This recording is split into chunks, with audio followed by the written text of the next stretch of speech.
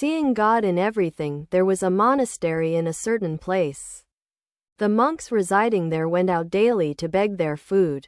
One day a monk, while out for his alms, saw a landlord beating a man mercilessly. The compassionate monk stepped in and asked the landlord to stop. But the landlord was filled with anger and turned his wrath against the innocent monk. He beat the monk till he fell unconscious on the ground. Someone reported the matter to the monastery. The monks ran to the spot and found their brother lying there. 4 or 5 of them carried him back and laid him on a bed. He was still unconscious. The other monks sat around him sad at heart. Some were fanning him. Finally someone suggested that he should be given a little milk to drink. When it was poured into his mouth he regained consciousness. He opened his eyes and looked around. One of the monks said, "Let us see whether he is fully conscious and can recognize us."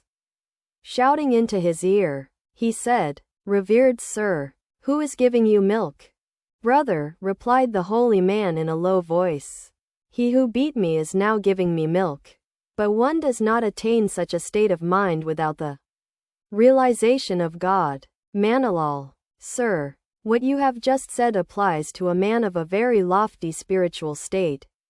I talked on such topics in a general way with Bhaskarananda. Master, does he live in a house?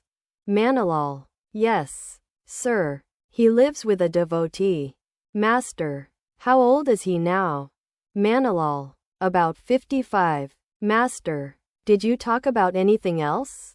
Manilal, I asked him how to cultivate bhakti.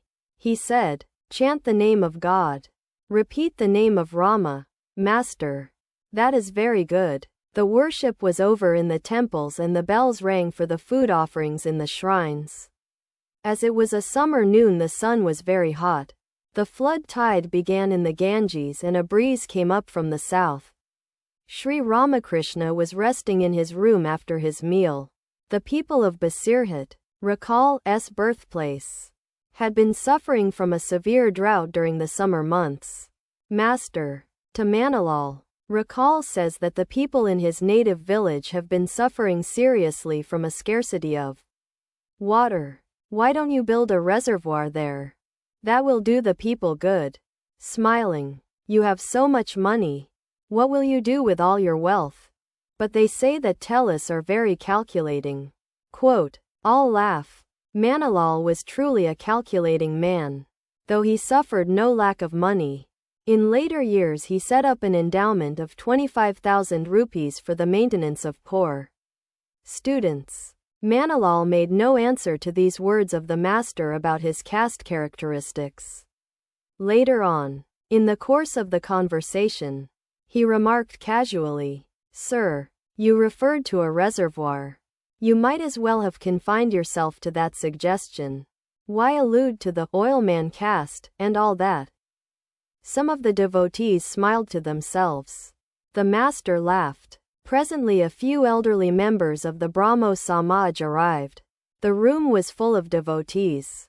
Sri Ramakrishna was sitting on his bed, facing the north. He kept smiling and talked to the Brahmo devotees in a joyous mood.